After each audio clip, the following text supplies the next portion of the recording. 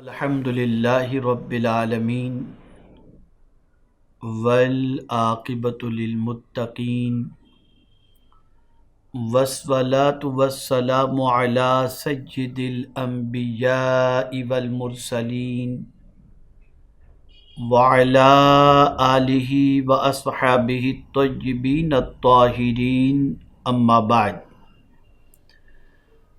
فاعوذ باللہ من الشیطان الرجیم بسم اللہ الرحمن الرحیم فبما رحمت من اللہ لنت لهم ولو كنت فظا غلیظ القلب لانفضوا من حولك صدق اللہ العظیم الصلاة والسلام علیک یا رسول اللہ الصلاة والسلام علیک یا حبیب اللہ الصلاة والسلام علیک یا نبی اللہ الصلاة والسلام علیک یا نور اللہ وعلی آلک واصحابک یا حبیب اللہ صلی اللہ تعالی علیہ وسلم۔ ایک میرا ہی رحمت میں دعویٰ نہیں، شاہ کی ساری امت پہ لاکھوں سلام۔ میرے پیارے آقا صلی اللہ تعالی علیہ وسلم کے پیارے دیوانوں، مسلسل کئی روز سے آقا کریم رؤوف الرحیم علیہ التحیۃ والتسلیم کے حیات طیبہ کے مختلف گوشوں پر آپ گفتگو سماعت فرما رہے ہیں۔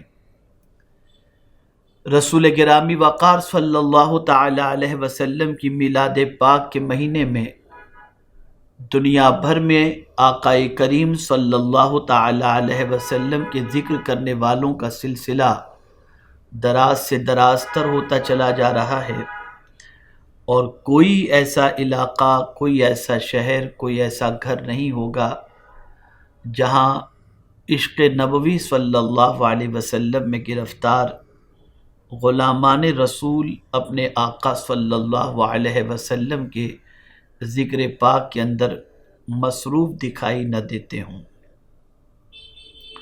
آقا کریم صلی اللہ علیہ وسلم کی شان کے حوالے سے اگر دیکھا جائے تو میں یہ سمجھتا ہوں کہ رسول اعظم صلی اللہ تعالی علیہ وسلم کی قرآن مقدس میں مختلف شانیں بیان فرمائی گئیں۔ کہیں رسول اعظم صلی اللہ تعالی علیہ وسلم کو بشیر فرمایا گیا، کہیں رسول اعظم صلی اللہ علیہ وسلم کو نذیر فرمایا گیا، کہیں رسول اعظم صلی اللہ علیہ وسلم کو شاہد فرمایا گیا، کہیں رسول اعظم صلی اللہ علیہ وسلم کو سراجم منیرہ فرمایا گیا، کہیں رسول اعظم صلی اللہ علیہ وسلم کو نور فرمایا گیا، کہیں رسول اعظم صلی اللہ علیہ وسلم کو برہان فرمایا گیا، کہیں رسول اعظم صلی اللہ تعالی علیہ وسلم کو مزمل فرمایا گیا، کہیں رسول اعظم صلی اللہ علیہ وسلم کو مدثر فرمایا گیا، کہیں رسول اعظم صلی اللہ علیہ وسلم کو یاسین فرمایا گیا، تو کہیں رسول اعظم صلی اللہ علیہ وسلم کو طٰہٰ فرمایا گیا، کہیں رسول اعظم صلی اللہ علیہ وسلم کی والضحیٰ کے ذریعے قسم یاد فرمائی گئی، کہیں رسول اعظم صلی اللہ علیہ وسلم کو واللیل کہہ کر ان کی زلفوں کی قسم یاد فرمائی گئی، کہیں رسول اعظم صلی اللہ علیہ وسلم کے قدم ناز کے حوالے سے فرمایا گیا لا اقسم بہذا البلد۔ غرض کہ اگر آپ قرآن مقدس کا مطالعہ کریں تو ایسا محسوس ہوتا ہے کہ قرآن مقدس نعت مصطفیٰ صلی اللہ علیہ وسلم کی عظیم کتاب ہے۔ مجھ جیسا کم علم رسول گرامی وقار صلی اللہ تعالی علیہ وسلم کی مختلف شانوں کا تذکرہ کس طریقے سے کر سکتا ہے، جبکہ بڑے بڑے علماء، محدثین، فقہا یہ کہہ کر کے چپ ہو گئے لا یمکن الثناء کما کان حقہ بعد از خدا بزرگ تو یہ قصہ مختصر۔ لیکن میرے پیارے آقا صلی اللہ تعالی علیہ وسلم کے پیارے دیوانوں، ہمیں چاہیے کہ ہم اپنے آقا صلی اللہ علیہ وسلم کی شان کا تذکرہ کرتے رہیں اور ذکر رسالت مآب صلی اللہ تعالی علیہ وسلم میں رطب اللسان رہیں۔ میرے پیارے آقا صلی اللہ علیہ وسلم کی بارگاہ میں خراج عقیدت پیش کرنا اور آپ کی شان کا بیان کرنا، یہ بھی رب قدیر جل جلالہ کی سنت مبارکہ ہے۔ رسول گرامی وقار صلی اللہ تعالی علیہ وسلم کے ذکر پاک کو بلند کرنے والی ذات خدا کی ہے۔ خود رب نے فرمایا وَرَفَعْنَا لَكَ ذِكْرَكَ، اور اسی رب نے اپنے محبوب صلی اللہ علیہ وسلم کی مختلف شانیں بیان فرمائیں۔ آج کی میری گفتگو کا موضوع ہے مصطفیٰ جان رحمت صلی اللہ علیہ وسلم کا قیدیوں کے ساتھ رحیمانہ سلوک۔ جب جب دل و دماغ پر تصور قید کا آتا ہے اور قیدیوں کا آتا ہے تو دل و دماغ کے اندر یہ بات گردش کرتی ہوئی نظر آتی ہے کہ قید کے اندر زیادہ تر مجرمین کو رکھا جاتا ہے، ملزمین بھی ہوتے ہیں اور مجرمین بھی ہوتے ہیں، لیکن زیادہ تر اگر قیدیوں کا تعلق دیکھا جائے تو چاہے وہ صحیح ہو یا غلط ہو، لیکن قید کے اندر رکھے جانے والے انسانوں کے ساتھ دنیا کا کوئی بھی انسان، کوئی بھی ملک، کوئی بھی قید خانے کا داروغہ اچھے سلوک کے حوالے سے تصور نہیں کر سکتا۔ قید خانے میں جانے کی بات تو بہت دور کی ہے، جب کسی کو قیدی بنایا جاتا ہے تو اسی وقت ہاتھ کڑیوں سے پتہ چلتا ہے کہ اس کے ساتھ کیا سلوک ہونے والا ہے، ڈنڈوں کی بوچھار سے سمجھ میں آتا ہے کہ اب قید خانے میں اس کے ساتھ کیا سلوک ہونے والا ہے، رسیوں سے باندھنے کی وجہ سے سمجھ میں آتا ہے کہ اس کے ساتھ کیا سلوک ہونے والا ہے۔ کبھی قیدیوں پر مہربانی کا تصور کوئی انسان شاید کبھی کرتا ہوا دکھائی دے، لیکن اللہ اکبر، جس رسول اعظم صلی اللہ تعالی علیہ وسلم کو پروردگار جل جلالہ نے رحمت للعالمین صلی اللہ علیہ وسلم بنا کر کے بھیجا ہو، اور جس رسول اعظم صلی اللہ تعالی علیہ وسلم کی شان یہ ہو کہ اللہ عز و جل کی مہربانی سے آقا کریم صلی اللہ علیہ وسلم کے قلب اطہر کو مولا نے نرم کیا ہو، اس رسول اعظم صلی اللہ علیہ وسلم کی رحمت کا کیا کہنا۔ سرکار صلی اللہ تعالی علیہ وسلم سے محبت کی وجہ کیا ہے؟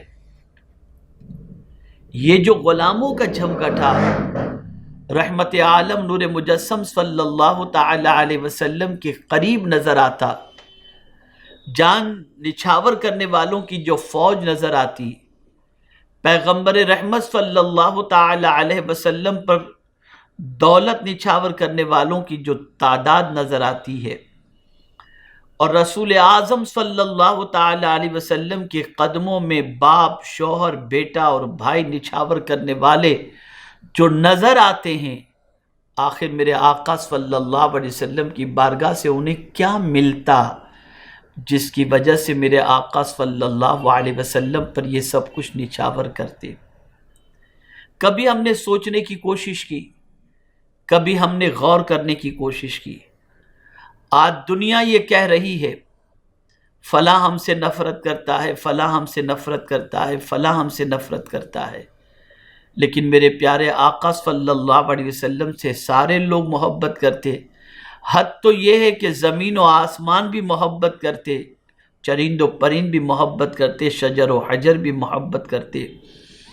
رسول اعظم صلی اللہ تعالی علیہ وسلم سے اس درجہ محبت کی وجہ کیا ہے؟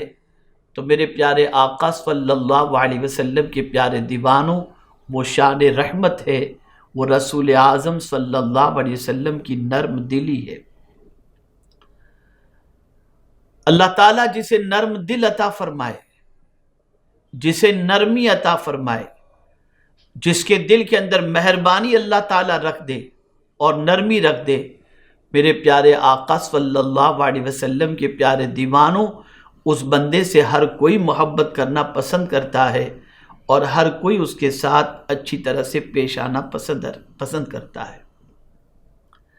آقا کریم صلی اللہ علیہ وسلم نے جا بجا نرمی کی تعلیم دی، جا بجا نرمی کا حکم عطا فرمایا، اور نرمی کی تعلیم اور نرمی کے حکم عطا کرنے کی سب سے بڑی وجہ یہ ہے کہ نرمی ایسی چیز ہے کہ رسول اعظم صلی اللہ علیہ وسلم نے ارشاد فرمایا، نرمی، مہربانی یہ صرف خیر ہی لاتی ہے، یعنی اللہ عز و جل جسے نرمی عطا فرما دے، رحم دلی عطا فرما دے، تو اس رحم دل والے کے لیے اور نرمی والے کے لیے اللہ تعالیٰ خیر ہی خیر عطا فرماتا ہے۔ میرے پیارے آقا صلی اللہ تعالی علیہ وسلم کے پیارے دیوانوں، جس چیز میں نرمی ہو اللہ اس میں حسن پیدا فرما دیتا ہے۔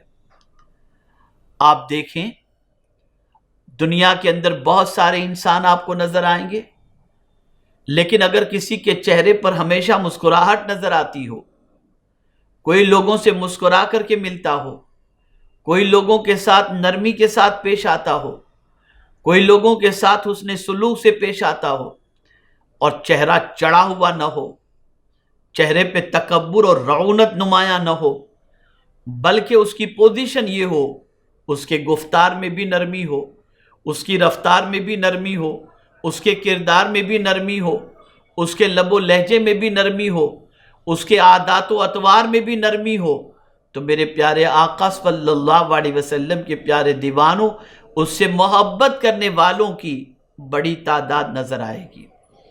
لیکن اگر کسی کی پوزیشن ایسی ہے، سرمایہ ہے، اقتدار ہے، جاہ و منصب ہے، اور اس کی وجہ سے اس کے چہرے پر تیوری چڑھی ہوئی ہے، چہرہ چڑھا ہوا نظر آتا ہے، ایسے بندوں کے قریب جانے والوں کی تعداد بھی کم ہوگی، اور اگر ایسوں کی دہلیز پر کوئی مجبوری میں چلا بھی جاتا ہے تو اگر اس کے دل سے پوچھیں گے کہ تم انہیں چاہتے ہو تو وہ جواب دے گا مجبوری ان کی دہلیز تک لے آ رہی ہے، ورنہ ایسے مغرور لوگوں کے پاس جانا یہ ہم بالکل پسند نہیں فرماتے۔ یہی وجہ ہے کہ انسان مصیبت میں ایسی دہلیز پر جانا پسند کرتا ہے، ایسے لوگوں کے پاس جانا پسند کرتا ہے جس کے دل میں نرمی ہو، جسے اللہ عز و جل نے رحم کی دولت عطا فرمائی ہو۔ اور یہی وجہ ہے کہ پیغمبر رحمت صلی اللہ تعالی علیہ وسلم نے ہر بڑے کو تعلیم دی۔ آقا کریم صلی اللہ علیہ وسلم نے ارشاد فرمایا، من لم یرحم صغیرنا ولم یوقر کبیرنا فلیس منا، جو چھوٹوں پر شفقت نہیں کرتا، بڑوں کی تعظیم نہیں کرتا، وہ ہم میں نہیں۔ اللہ اکبر۔ رسول اعظم صلی اللہ تعالی علیہ وسلم نے چھوٹوں پر مہربانی کرنے کا حکم دیا۔ اب اگر کوئی دولت مند ہے اور بڑا ہے، غریبوں پر مہربانی کرے، اگر کوئی گھر کا بڑا ہے، چھوٹوں پر مہربانی کرے۔ میرے پیارے آقا صلی اللہ تعالی علیہ وسلم کے پیارے دیوانوں، گھر گھر میں جو نفرتیں اور جنگ نظر آ رہی ہیں، اس کی سب سے بڑی وجہ یہ ہے کہ اگر بڑا چھوٹے پر مہربانی کے دروازے کھولے رکھتا تو آج گھر جنگ کا میدان بنا ہوا نہ ہوتا۔ رسول اعظم صلی اللہ علیہ وسلم نے پہلے بڑوں کو حکم دیا کہ بڑے چھوٹے پر شفقت فرمائیں، اور تاریخ بتاتی ہے کہ پیار سے جو چیز ہو پاتی ہے وہ جو ہے لفظوں کے تیر برسانے سے وہ چیز حاصل نہیں ہو پاتی۔ میرے پیارے آقا صلی اللہ تعالی علیہ وسلم کے پیارے دیوانوں، اگر کسی کے پاس طاقت ہے، کسی کے پاس قوت ہے، کسی کے پاس اقتدار ہے، کسی کے پاس توانائی ہے، کسی کے پاس فوج ہے، کسی کے پاس ماننے والوں کی تعداد ہے، اور اگر اسے کسی نے ستایا اور وہ باوجود اس کے کہ انتقام لینے کی قدرت رکھتا ہو، لیکن اگر وہ اسے معاف فرما دے، اس کے ساتھ نرمی کا سلوک کرے، تو میں آپ کو یقین کے ساتھ کہتا ہوں وہ بندہ جسے معاف کیا گیا زندگی بھر اس کو دل دے بیٹھے گا، اور اس کی غلامی کو قبول کرتا ہوا دکھائی دے گا۔ میرے پیارے آقا صلی اللہ تعالی علیہ وسلم کے پیارے دیوانوں، رسول اعظم صلی اللہ تعالی علیہ وسلم نے ہر ایک کے ساتھ نرمی کے بارے میں حکم دیا۔ جانور پر بھی مہربانی کرو، زمین پر بھی مہربانی کرو، تم اپنے چھوٹوں پر بھی مہربانی کرو، اپنے حالات پر بھی مہربانی کرو۔ بلکہ رسول اعظم صلی اللہ علیہ وسلم نے فرمایا اگر کوئی یہ چاہتا ہے کہ اللہ اس پر مہربانی کرے تو سرکار صلی اللہ علیہ وسلم نے فرمایا ارحموا من فی الارض یرحم من فی السماء، جو زمین والوں پر مہربانی کرے گا آسمان کا خالق اس پر مہربانی فرمائے گا۔ پتہ یہ چلا ہم مہربانی کے طلبگار ہیں، اور سب سے بڑا مہربان اللہ رب العزت جل جلالہ ہے۔ ہم میں کا ہر شخص یہ چاہتا ہے کہ اللہ رب العزت جل جلالہ کی مہربانی کا حصہ ہمیں نصیب ہو جائے، لیکن یاد رکھیں اگر ہم نے زمین والوں پر مہربانی کی اللہ عز و جل ہم پر مہربانی ضرور فرمائے گا، اس لیے کہ ساری مخلوق اللہ کا کنبہ ہے، اور اللہ کے کنبے کے اعتبار سے جو اس کے کنبے کے ساتھ اچھا سلوک کرے گا پروردگار جل جلالہ اس کے ساتھ مہربانی فرمائے گا۔ میرے پیارے آقا صلی اللہ تعالی علیہ وسلم کے پیارے دیوانوں، یہاں تک کہ رسول اعظم صلی اللہ تعالی علیہ وسلم نے ارشاد فرمایا کہ اگر تم اپنی حاجتوں کو کسی کے پاس لے جانا چاہتے ہو اور چاہتے ہو کہ تمہاری وہ حاجتیں پوری فرما دے، تو رسول اعظم صلی اللہ علیہ وسلم نے فرمایا اطلب الحوائج الی ذوی الرحمہ، جن کا دل نرم ہو ان کے پاس اپنی حاجتوں کو لے کر کے جاؤ۔ اللہ اکبر! پیغمبر رحمت صلی اللہ تعالی علیہ وسلم نے اس لیے ان دروازوں کا پتہ بتایا کہ ان دروازوں پر جا کر کے تم اپنی حاجتوں کو پیش کرو گے تو تمہیں جھڑکی بھی نہیں ملے گی، نعمت بھی مل جائے گی۔ اب آپ مجھے بتائیں، جو رسول ان لوگوں کے پاس جانے کا حکم عطا فرماتے ہوں حاجت لے کر، جو نرم دل ہوں، تو آپ مجھے بتائیے اگر ہم اپنی حاجتوں کو لے کر رحمت للعالمین کے پاس جائیں تو یہ کون سا شرک ہو سکتا ہے؟ اس لیے کہ مصطفیٰ جان رحمت صلی اللہ علیہ وسلم سے زیادہ نرم دل اللہ نے کسی کو پیدا ہی نہیں فرمایا۔ اپنی رحمتوں کی اتنی بارش اپنے محبوب صلی اللہ علیہ وسلم پر فرمائی کہ سراپا رحمت حضور صلی اللہ علیہ وسلم کو بنا دیا۔ آپ کی اداؤں میں رحمت تھی، آپ کے لفظوں میں رحمت تھی، آپ کے کردار میں رحمت تھی، آپ کے گفتار میں رحمت تھی۔ اللہ اکبر! میرے پیارے آقا صلی اللہ علیہ وسلم کے پیارے دیوانوں، رسول رحمت صلی اللہ علیہ وسلم کی بارگاہ میں جانے والا ہر کوئی اتنی محبت و پیار اور شفقت پاتا کہ پھر اس کے بعد کہیں اور سے اسے پیار اور شفقت کی حاجت نہیں رہا کرتی تھی۔ آئیے میرے پیارے آقا صلی اللہ علیہ وسلم کے پیارے دیوانوں، میں اس طرف آپ کی توجہ کو لے جاؤں اس سے پہلے ایک تمہیدی گفتگو عرض کرتا ہوا چلوں۔ دنیا میں جو لوگ ٹھکرائے گئے یا ٹھکرائے جاتے ہیں، رسول اعظم صلی اللہ علیہ وسلم نے ہر ان گرے پڑوں کو اتنا اٹھایا اور ان کی اتنی فضیلت ان کے ساتھ سلوک پر بیان فرمائی کہ دنیا آج اگر وہ سلوک کر رہی ہے تو یہ صدقہ ہے آقا کریم صلی اللہ علیہ وسلم کا۔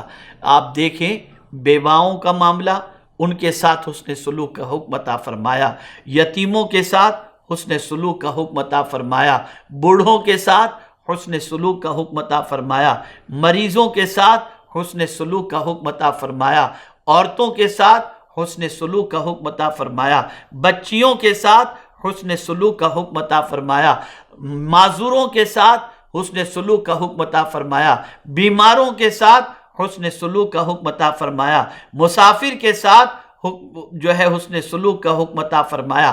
زمانے میں جتنے کچلے جاتے ہیں غلاموں کے ساتھ حسن سلوک کا حکم عطا فرمایا۔ دنیا میں جو طاقتور جن کمزوروں کو کچل دیا کرتے ہیں، ان کمزوروں کے ساتھ رسول اعظم نے پیار کے معاملے کا ارشاد فرما کر انسان کو زمانے کے اندر بسنے والے ان کمزوروں سے حسن سلوک کر کے اللہ کے قرب کی دولت سے مالا مال ہونے کا نسخہ عطا فرما دیا۔ میرا موضوع اس وقت نہ یتیم ہیں، نہ بیوہ ہیں، نہ دوسرے ہیں، اور نہ دوسرے کمزوروں کے حوالے سے میں کچھ بتانا چاہوں گا۔ مختصر سے وقت میں آپ کو قیدیوں کے حوالے سے بتانا چاہوں گا، آپ تاکہ محسوس کر سکیں کہ زمانے کے وہ لوگ جن پر ظلم و زیادتی کے طوفان توڑے جاتے ہیں اور جو قید و بند کی صعوبتوں کو برداشت کر کے گھر بار چھوڑ کر، رشتہ داریاں چھوڑ کر، اعزا اقربا چھوڑ کر، جنہیں سب چھڑوا دیا جاتا ہے اور جنہیں جیل کی سلاخوں کے پیچھے قید کر دیا جاتا ہے، ان قیدیوں کے ساتھ میرے آقا صلی اللہ علیہ وسلم نے کس طرح سے حسن سلوک کا حکم عطا فرمایا۔ اگر آپ جانیں گے تو آپ کو پتہ چلے گا کہ دنیا میں ایسا رحم دل انسان نہ پیدا ہوا ہے نہ پیدا ہو سکتا ہے۔ اللہ اکبر! آپ دیکھیں میرے پیارے آقا صلی اللہ علیہ وسلم کے پیارے دیوانوں، کیسے قیدیوں کے ساتھ حضور نے سلوک فرمایا، کیسے قیدیوں کے ساتھ۔ آپ جانتے ہیں سب سے پہلا معرکہ پیش آیا کفر و اسلام کا، معرکہ بدر، پوری توانائی کے ساتھ، پوری تیاری کے ساتھ، پوری تعداد کے ساتھ رحمت عالم صلی اللہ علیہ وسلم اور ان کے جانثاروں کو اور شمع اسلام کو گل کرنے کے لیے اور شمع نبوت کو گل کرنے کے لیے پوری توانائی کے ساتھ لشکر جرار کے ساتھ رسول اعظم صلی اللہ علیہ وسلم کے مقابلے کے لیے دشمن آتے ہیں۔ ظاہر سی بات ہے کہ مد مقابل کی پوزیشن، لشکر کفار کی نیت ایک بڑے معرکے کی تھی، شمع نبوت کو گل کرنے کی تھی، آقا کریم صلی اللہ علیہ وسلم کو اذیت پہنچانے کی تھی، رسول اعظم صلی اللہ علیہ وسلم کے جان سے کھیلنے کی تھی، اور صحابہ کرام علیہم الرضوان کو شہید کرنے کی تھی۔ اس نیت سے پورا لشکر پوری آب و تاب اور توانائی کے ساتھ میدان بدر میں حاضر ہوا۔ اللہ عز و جل نے قلیل تعداد کے باوجود رسول اعظم صلی اللہ علیہ وسلم اور ان کے اصحاب کو فتح عطا فرمائی، اور پروردگار جل جلالہ نے اس فتح و نصرت کے بعد اللہ اکبر پیغمبر رحمت صلی اللہ علیہ وسلم کے ہاتھوں کچھ قیدی آئے، کچھ قید کیے گئے، کچھ بھاگ گئے، کچھ قتل کر دیے گئے۔ اب جب بدر کے قیدیوں کو گرفتار کر لیا گیا تو سوال یہ پیدا ہوا کہ مدینے میں کوئی قید خانہ تو ہے نہیں، کوئی قید خانہ تو تیار نہیں کیا گیا۔ اب ان بدر کے قیدیوں کو کیا کیا جائے اور ان کے ساتھ کیا سلوک کیا جائے؟ اللہ اکبر! سب سے پہلے آقا کریم صلی اللہ علیہ وسلم نے سیدنا صدیق اکبر رضی اللہ تعالیٰ عنہ سے مشورہ لیا کہ ہم نے ان کو قید تو کر لیا ہے، لیکن اب ان کا کریں کیا؟ تو سیدنا صدیق اکبر رضی اللہ تعالیٰ عنہ نے آقا کریم صلی اللہ علیہ وسلم کو مشورہ دیا کہ یا رسول اللہ صلی اللہ تعالی علیہ وسلم، ان کا فدیہ لے کر ان کو آزاد کر دیا جائے۔ فدیے کی رقم جو آئے گی یہ مسلمانوں کی طاقت کے لیے کام آئے گی، اسلام کی قوت کے لیے کام آئے گی۔ تو پیغمبر رحمت صلی اللہ تعالی علیہ وسلم نے صدیق اکبر رضی اللہ تعالی عنہ کے مشورے کو سننے کے بعد آقا کریم صلی اللہ علیہ وسلم نے فاروق اعظم سے مشورہ طلب کیا، عمر تمہارا اس سلسلے میں کیا مشورہ ہے؟ تو سیدنا فاروق اعظم رضی اللہ تعالیٰ عنہ نے عرض کیا، یا رسول اللہ صلی اللہ تعالی علیہ وسلم، مسلمانوں کا جو بھی رشتہ دار بدر کے قیدیوں کے اندر ہے، ان قیدیوں کو اپنے رشتہ دار مسلمان کے حوالے کر دیا جائے، اور وہ مسلمان اپنے اس رشتہ دار کو اپنے ہاتھوں سے قتل کرے۔ اللہ اکبر! میرے پیارے آقا صلی اللہ تعالی علیہ وسلم کے پیارے دیوانوں، حضرت عبداللہ ابن رواحہ رضی اللہ تعالیٰ عنہ نے مشورہ دیا کہ آگ جلا کر بھڑکتے ہوئے شعلوں میں ان سبھی قیدیوں کو ڈال دیا جائے تاکہ جل کر کے خاکستر ہو جائیں۔ نبی رحمت صلی اللہ علیہ وسلم نے سب کی تجویز اور مشوروں کو سنا، لیکن قربان جائیے نرم دل مصطفیٰ جان رحمت آقا کریم صلی اللہ علیہ وسلم نے سیدنا صدیق اکبر رضی اللہ تعالیٰ عنہ کے مشورے کو قبول فرمایا اور فدیے کی تجویز کو میرے آقا صلی اللہ علیہ وسلم نے پسند فرمایا۔ میرے پیارے آقا صلی اللہ تعالیٰ علیہ وسلم کے پیارے دیوانوں، اب آپ دیکھیں رسول اعظم صلی اللہ تعالیٰ علیہ وسلم کی بارگاہ میں یہ جو قیدی موجود تھے، ان قیدیوں کے لیے فدیے کے ذریعے آزادی کی بات ہوئی۔ اب آپ دیکھیں قیدیوں کو کہاں رکھا جائے، جب تک کہ معاملہ طے ہو فدیے کی رقم کوئی دے، اس کے بعد آزاد کرنے کا معاملہ تھا، تب تک کیا کیا جائے؟ تو اب دو چیزیں آئیں، کچھ قیدیوں کو مسجد نبوی شریف کے اندر باندھنے کا حکم دیا گیا اور کچھ قیدیوں کو سرکار نے صحابہ کرام علیہم الرضوان کے حوالے کیا کہ تم اپنے اپنے گھر انہیں لے کر کے جاؤ۔ لیکن جانتے ہیں ان سے کام کرانا، ان سے غلاموں کی طرح سلوک کرنا، ان کو مار دھاڑ کرنا، ان کو اذیتیں پہنچانا، ان کو تکلیف پہنچانا، ان کو ان کے جرم کی سزا دینا، یہ حضور نے نہیں فرمایا، بلکہ آقا کریم صلی اللہ تعالی علیہ وسلم نے صحابہ کرام علیہم الرضوان سے ارشاد فرمایا کہ میں تم سب کو ان قیدیوں کے ساتھ حسن سلوک کی تاکید کرتا ہوں اور ان سب کے ساتھ خیر خواہی کا حکم دیتا ہوں۔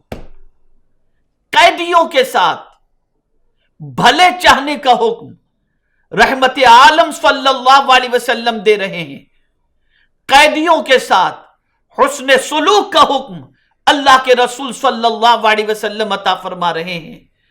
میں آپ سے پوچھنا چاہتا ہوں اے رسول اعظم صلی اللہ علیہ وسلم کے دیوانوں، کسی صحابی نے حضور صلی اللہ علیہ وسلم کا یہ ارشاد سن کر یہ نہیں عرض کیا یا رسول اللہ صلی اللہ تعالی علیہ وسلم یہ تو دشمنوں کی طرف سے آئے ہوئے ہیں، ان کے ارادے بڑے ناپاک تھے، انہوں نے آپ کو شہید کرنے کا پروگرام بنا لیا تھا، انہوں نے ہماری جان سے کھیلنے کا منصوبہ بنا لیا تھا، ہم انہیں نہیں چھوڑیں گے؟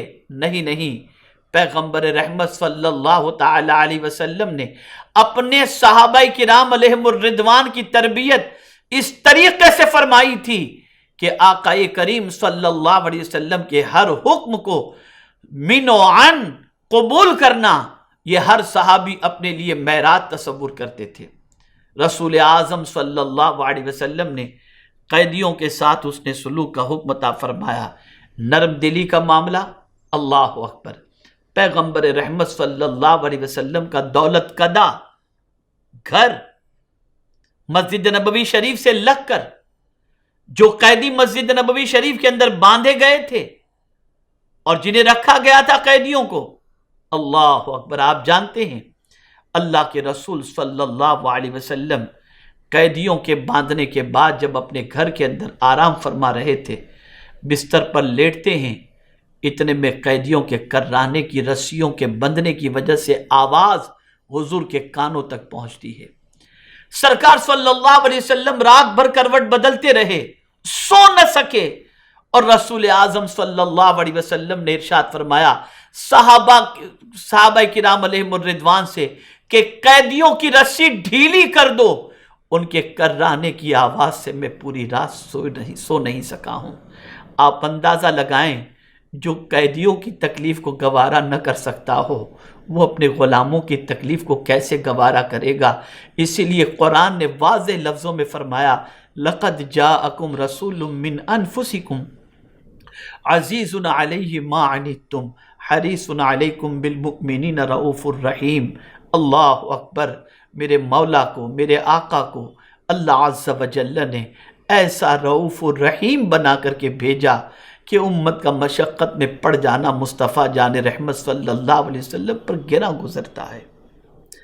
آپ ذرا سوچیں، دنیا میں یہ رول پیش کرنے والا کوئی ایک مجھے بتا دیجئے جو قیدیوں کے کرانے کی آواز پر سو نہ پاتا ہو، جو قیدیوں کی تکلیف پر پوری رات بستر پر کروٹ لیتا ہو۔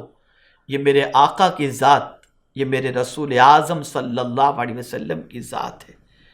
اے رسول اعظم صلی اللہ علیہ وسلم کے دیوانوں، صحابہ نے جب یہ سنا رسول اعظم صلی اللہ علیہ وسلم کا ارشاد کہ قیدیوں کے ساتھ حسن سلوک کرنا اور ان کے ساتھ خیر خواہی کرنا، تو آپ جانتے ہیں صحابہ کرام علیہم الرضوان کی بڑی عجیب سچویشن ہوئی۔ صحابی خود کھجور کھاتے اور قیدیوں کو روٹیاں پیش کیا کرتے تھے، خود کھجور کھاتے اور قیدیوں کو روٹیاں پیش کیا کرتے تھے، قیدیوں کو اچھا کھانا پیش کیا کرتے تھے، اور قیدی جب وہ کھانا کہتے تھے کہ نہیں آپ کھا لیں تو وہ قیدیوں سے کہتے نہیں، آپ سے حسن سلوک کا حکم ہمارے آقا نے عطا فرمایا ہے، ہم اپنے آقا کو ناراض نہیں کر سکتے، لیجئے آپ یہ کھائیے۔ بلکہ کبھی کبھی ایسا بھی ہوتا کہ صحابہ بھوکے رہتے لیکن کسی قیدی کو بھوکا ہونے نہیں دیتے تھے۔ آپ اندازہ لگائیں یہ قیدیوں کے ساتھ سلوک پیغمبر رحمت صلی اللہ تعالی علیہ وسلم نے ارشاد فرمایا۔ اللہ اکبر! یہ جذبہ کیوں پیدا ہوا؟ ایک اور ارشاد میرے آقا صلی اللہ علیہ وسلم کا سماعت فرمائیں۔ یہ خاص طور پر غزوہ بدر کے قیدیوں کے متعلق حضور صلی اللہ علیہ وسلم نے ارشاد فرمایا تھا، اس موقع پر ارشاد فرمایا تھا۔ اللہ کے رسول صلی اللہ علیہ وسلم نے فرمایا قیدیوں کا اکرام کرو۔ صحابہ سے حضور فرما رہے قیدیوں کا اکرام کرو۔ اس حکم پر عمل کرتے ہوئے صحابہ کرام علیہم الرضوان قیدیوں کو کھانا کھلانے میں اپنی ذات پر مقدم رکھتے تھے، اور قیدیوں کا احترام، قیدیوں کا اکرام، قیدیوں پر کرم دنیا میں نے کہیں نہ پڑھا ہے نہ سنا ہے۔ اگر میں نے کہیں پڑھا اور سنا ہے تو صرف میرے مصطفیٰ جان رحمت صلی اللہ تعالی علیہ وسلم کے ارشاد اور کردار کے اندر میں نے سنا ہے اور پڑھا ہے۔ آئیے مزید سماعت فرمائیں۔ حضرت ابو سعید انصاری رضی اللہ تعالی عنہ جب بحرین سے فتح مند ہو کر واپس آئے تو آپ کے ساتھ بہت سے قیدی تھے، ان سبوں کو صف بستہ کھڑا کر دیا گیا تھا۔ نبی اکرم صلی اللہ علیہ وسلم نے دیکھا ایک عورت رو رہی ہے، قیدیوں کے اندر ایک عورت بھی تھی اور وہ عورت رو رہی ہے، قیدی تھی وہ عورت اور رو رہی ہے۔ رسول اعظم صلی اللہ علیہ وسلم نے پوچھا کیوں رو رہی ہو؟ اس نے کہا میرا بیٹا بنو عبس میں بیچ دیا گیا۔ نبی اکرم صلی اللہ علیہ وسلم نے حضرت ابو اسید رضی اللہ تعالیٰ عنہ کو فوراً حکم فرمایا کہ جاؤ اس بچے کو واپس لے کر کے آؤ۔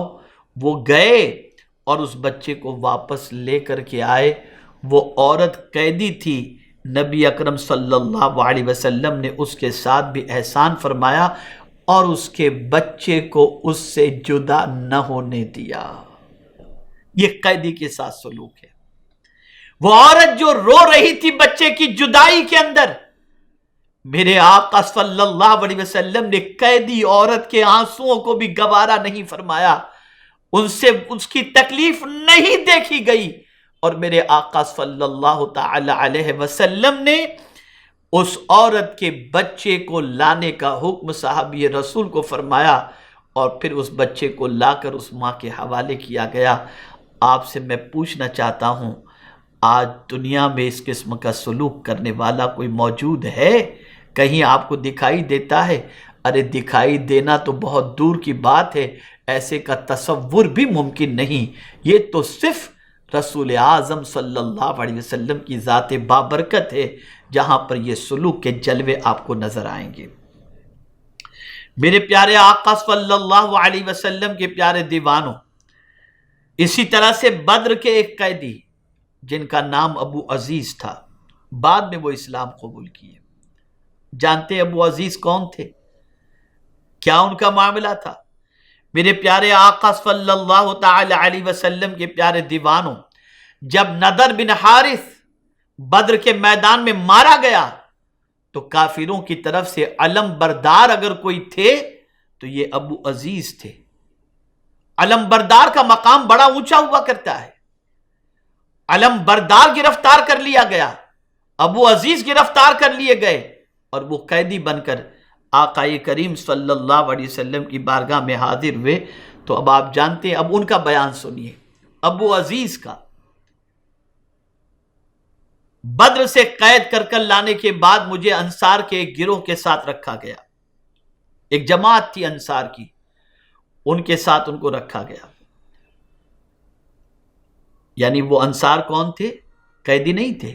وہ انصار رسول اعظم صلی اللہ علیہ وسلم کے صحابہ اور غلام تھے. ان کے ساتھ بطور قیدی ان کو رکھا گیا اور وہ بحیثیت قیدی انصار کے ساتھ رہنے لگے. اب ان انصار کے حوالے سے جو رسول اعظم صلی اللہ علیہ وسلم کے جانثار تھے، ابو عزیز جو علم بردار تھے کفار کی طرف سے اور بعد میں قید کر لیے گئے تھے اور انہیں بحیثیت قیدی انصار کے درمیان بھیجا گیا تھا. اب سنیے ان کا بیان. حضرت ابو عزیز جو بعد میں اسلام قبول کیے، وہ ابو عزیز کہتے ہیں کہ انصار کا معاملہ یہ تھا، وہ خود تو کھجوروں پر اکتفا کر لیتے، لیکن جب مجھے کھانا پیش کرتے تو روٹیوں کا انتظام کرتے، کیونکہ رسول اللہ صلی اللہ علیہ وسلم نے انہیں ہمارے تعلق سے تاکید فرمائی تھی، جب بھی میں ان میں سے کسی شخص کے پاس روٹیوں کا انتظام ہوتا، جب بھی ان میں سے کسی شخص کے پاس روٹیوں کا انتظام ہوتا، وہ میرے لیے حاضر کرتا.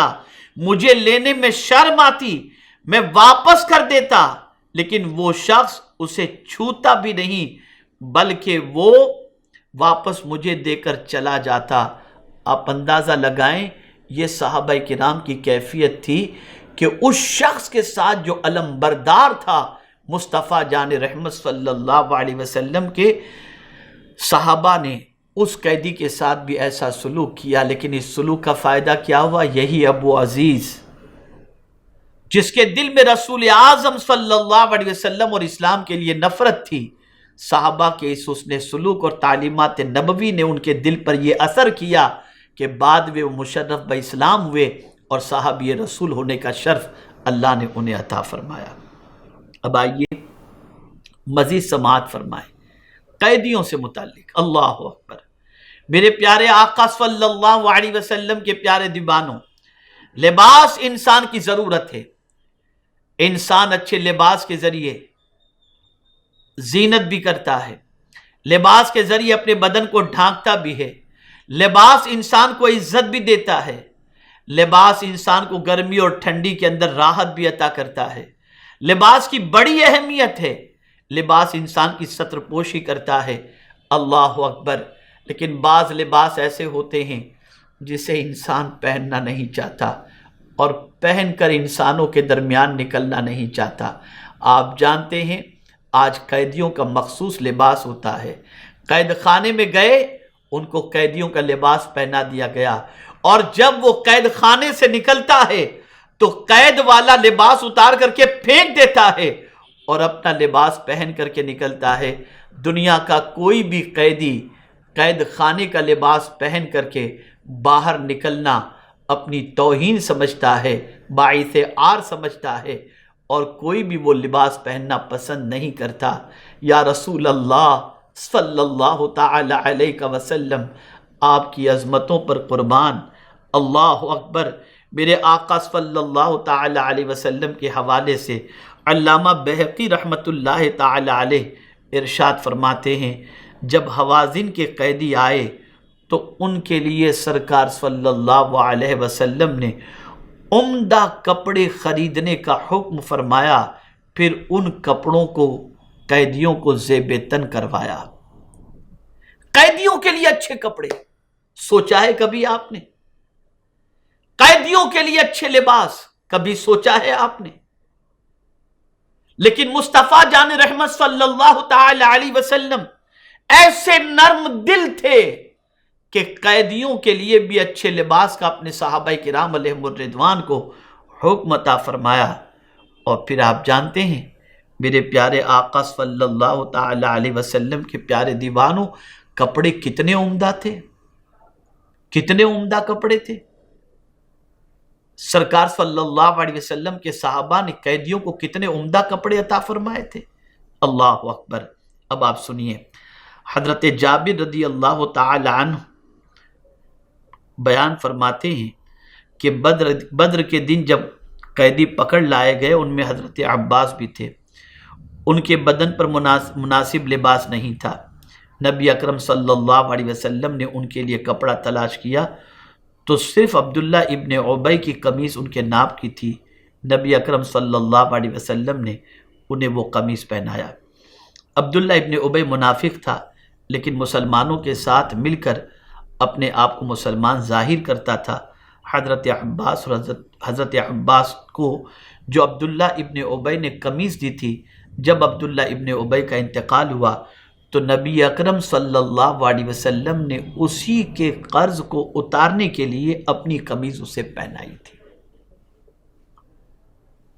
میرے پیارے آقا صلی اللہ تعالی علیہ وسلم کے پیارے دیوانوں، یہ تو حضرت عباس کے حوالے سے ہوا، لیکن جو میں نے لباس کے حوالے سے آپ کو بتایا کہ قیدیوں کو اچھے لباس پہنانے کا سرکار صلی اللہ علیہ وسلم نے حکم دیا، تو اب آپ دیکھیں کپڑوں کی عمدگی کا اندازہ اس سے بخوبی لگائیں کہ ایسے کپڑے قیدیوں کو صحابہ نے پہنائے کہ جب وہ قید سے رہا ہوتے تو اسی کپڑوں کے ساتھ نکلتے کہ ان کپڑوں میں اللہ عز و جل ان کو عزت عطا فرمائے گا، لوگوں میں عزت۔ اتنے قیمتی کپڑے ان کو قید خانے کے اندر عطا کیے گئے، اور یہ رسول اعظم صلی اللہ تعالی علیہ وسلم کی نرم دلی کا اور رسول اعظم صلی اللہ علیہ وسلم کی شان رحمت کا کرشمہ تھا۔ قیدیوں کو اچھا لباس، عمدہ لباس، اللہ اکبر۔ صرف لباس ہی کا مسئلہ نہیں تھا، صرف خوراک ہی کا مسئلہ نہیں تھا، بلکہ پیغمبر رحمت صلی اللہ تعالی علیہ وسلم نے قیدیوں کے سلسلے میں ایک عظیم حکم بھی عطا فرمایا۔ سنیے، رسول اعظم صلی اللہ تعالی علیہ وسلم نے صحابہ کرام علیہم الرضوان سے حکم فرمایا کہ اسیران بدر کو اچھی طریقے سے اپنے گھر کے اندر رکھو۔ اللہ اکبر۔ میرے پیارے آقا صلی اللہ تعالی علیہ وسلم کے پیارے دیوانوں، رہائش کے حوالے سے بھی ان کے لیے اچھے انتظام کا حکم دیا گیا۔ تو صحابہ کرام علیہم الرضوان کی سچویشن یہ ہوتی، ان کے لیے معقول بستر کا انتظام، معقول آرام کا انتظام، گھر کی بہترین جگہ میں ان کو رکھنے کا انتظام رسول اعظم صلی اللہ علیہ وسلم کے صحابہ کرام علیہم الرضوان نے کیا۔ یہ میرے آقا صلی اللہ تعالی علیہ وسلم کا قیدیوں کے ساتھ کے سلوک کا، میرے آقا صلی اللہ علیہ وسلم کا عمل بھی، اور رسول اعظم صلی اللہ علیہ وسلم کا حکم بھی۔ میرے پیارے آقا صلی اللہ تعالی علیہ وسلم کے پیارے دیوانوں، اب آئیے مزید رسول اعظم صلی اللہ تعالی علیہ وسلم کے ارشادات کو سماعت فرمائیں۔ حنین، مکہ اور طائف کے درمیان ایک مقام کا نام ہے۔ فتح مکہ کے بعد اسلام کی حقانیت کا یقین ہر کسی کو ہو گیا، اس لیے ان کا اعتقاد تھا کہ کعبہ مقدسہ کو جو بھی فتح کرے گا وہ حق پر ہوگا۔ البتہ مقام حنین میں دو قبیلے بنو ثقیف اور بنو حوازن آباد تھے، جن پر فتح مکہ کا الٹا اثر پڑا۔ در حقیقت وہ اپنے آپ کو جنگ آزمودہ اور بہت بہادر سمجھتے تھے۔ ان لوگوں نے سوچا کہ فتح مکہ کے بعد اب ان کی باری بھی آ سکتی ہے، اس لیے ان لوگوں نے نبی اکرم صلی اللہ تعالی علیہ وسلم سے جنگ کی تیاری شروع کی۔ آقا کریم صلی اللہ علیہ وسلم نے ایک صحابی کو حالات معلوم کرنے کے لیے بھیجا تو پتہ چلا کہ ان لوگوں نے جنگ کی بہت زبردست تیاری کی ہے، اور میدان جنگ میں اپنی عورتوں اور بچوں سمیت وہ اللہ لشکر کے ساتھ وہاں پر پہنچیں گے، اور بچوں اور عورتوں کے سمیت پہنچنے کی وجہ یہ تھی تاکہ میدان سے کوئی شخص بھاگ کر کے نہ جائے۔ نبی اکرم صلی اللہ علیہ وسلم نے بھی 12,000 کا لشکر تیار فرمایا۔ پہلے مرحلے میں تو کفار کا حملہ بڑا سخت تھا، لیکن پھر نبی اکرم صلی اللہ علیہ وسلم کی آواز پر انصار و مہاجرین نے جم کر جنگ کی، اور بنو ثقیف کے جوان جو تیر اندازی میں بڑے ماہر تھے اور بالکل قدم جما کر کے لڑ رہے تھے، ان میں سے 70 قتل ہوئے۔ جب ان کا سردار مارا گیا تو وہ بھی شکست کھا کر کے بھاگے۔ مسلمانوں کو فتح مبین میسر آئی، کثیر تعداد میں مال غنیمت ہاتھ لگا، اور کثیر تعداد میں قیدی مسلمانوں کے قبضے میں آئے۔ حنین سے بھاگنے والے کفار میں سے بعض اوطاس میں جا کر چھپ گئے اور بعض طائف کی طرف بھاگ نکلے تاکہ طائف کے مضبوط قلعے میں پناہ لیں۔ نبی اکرم صلی اللہ علیہ وسلم کے بھیجے ہوئے ایک فوجی دستے نے اوطاس میں چھپے کافروں کو شکست دی اور آپ نے طائف کا بھی محاصرہ فرما لیا۔ طائف کا آپ نے 18 دن محاصرہ فرمایا۔ دونوں طرف سے تیروں سے کاروائیاں ہوئیں، لیکن طائف کا قلعہ فتح نہیں ہوا۔ پھر آپ نے ماہرین جنگ سے مشورہ کرنے کے بعد محاصرہ اٹھانے کا حکم دیا۔ جنگ حنین میں مال غنیمت کے اندر 24,000 اونٹ، 40,000 سے زائد بکریاں، کئی من چاندی اور 6,000 قیدی تھے۔ کتنے قیدی؟ 6,000 قیدی۔ قیدیوں کے تعلق سے حضور سید عالم صلی اللہ علیہ وسلم نے ان کے رشتہ داروں کے آنے کا انتظار کیا۔ قربان جائیے،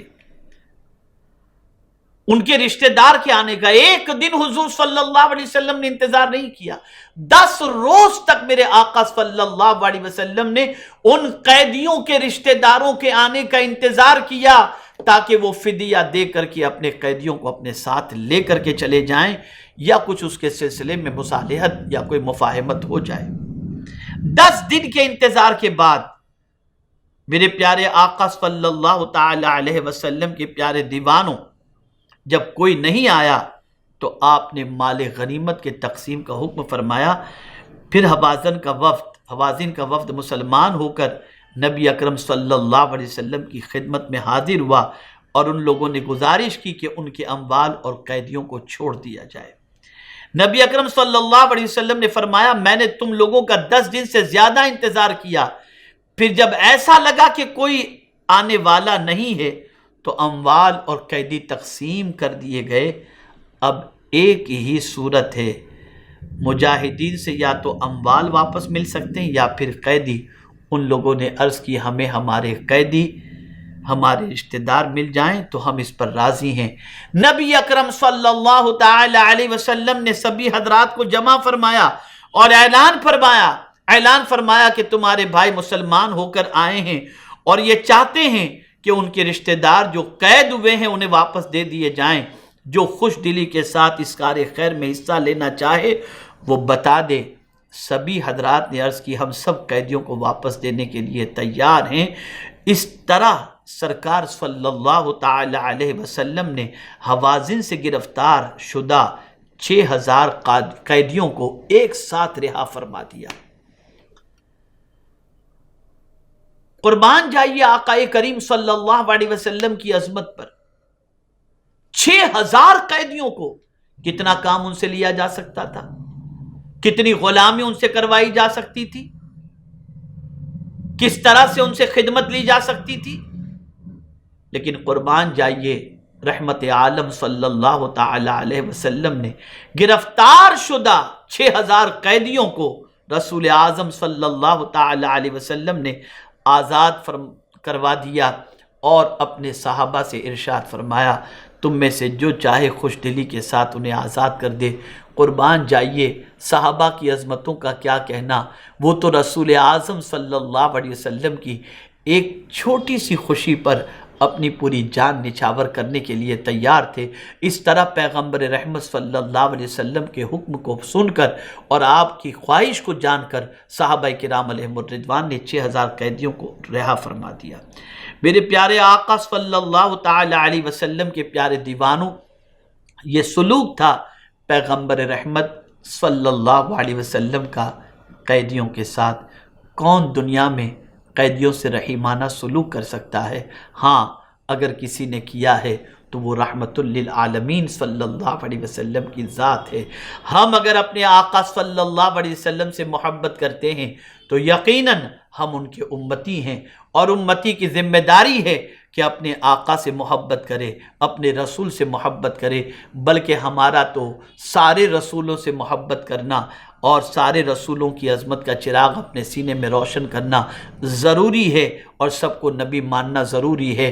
لیکن سید الانبیاء، رؤوف الرحیم، رحمت للعالمین، انیس بے کساں، چارہ ساز درد منداں، خاتم پیغمبراں صلی اللہ تعالی علیہ وسلم سے جان سے زیادہ اور سارے انسانوں سے زیادہ محبت کرنا یہ ہمارے لیے ضروری بھی ہے، اور ہمیں چاہیے کہ ہم ان سے محبت کریں۔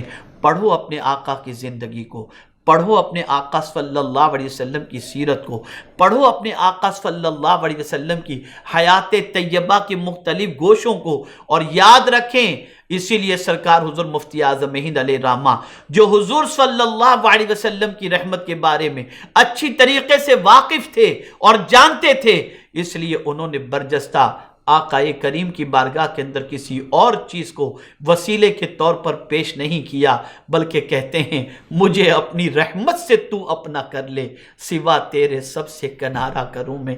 حضور رحمت للعالمین ہے، اگر حضور اپنی رحمت سے ہمیں اپنا بنا لیں تو ساری کائنات سے ہم کنارہ کر لیں۔ اور میرے پیارے آقا صلی اللہ علیہ وسلم کے پیارے دیوانوں، نرمی حضور صلی اللہ علیہ وسلم کو پسند ہے، نرمی آقا کریم صلی اللہ علیہ وسلم کو محبوب ہے۔ بلکہ سنو، بسا اوقات تو بہت سارے لوگ یہ کہتے دکھائی دیتے ہیں مجھ سے تو سب ڈرتے ہیں، بات کرنے میں گھبراتے ہیں، مجھ سے تو خوف کھاتے ہیں، میرا خوف ان کے دل پر مسلط ہے، اور میں تو روکڑی بائی سوکڑی سنا دیتا ہوں، میں تو کسی کی پرواہ نہیں کرتا ہوں، میرا دل تو بہت سخت ہے۔ العیاذ باللہ، اگر ایسی سچویشن ہے تو اللہ سے ڈرو، اللہ سے ڈرو، اللہ سے ڈرو، اس لیے کہ اللہ جس بندے سے محبت فرماتا ہے اس کے دل کو نرم بنا دیا کرتا ہے۔ جانتے ہیں آپ میرے آقا صلی اللہ علیہ وسلم نے کیا خوب فرمایا؟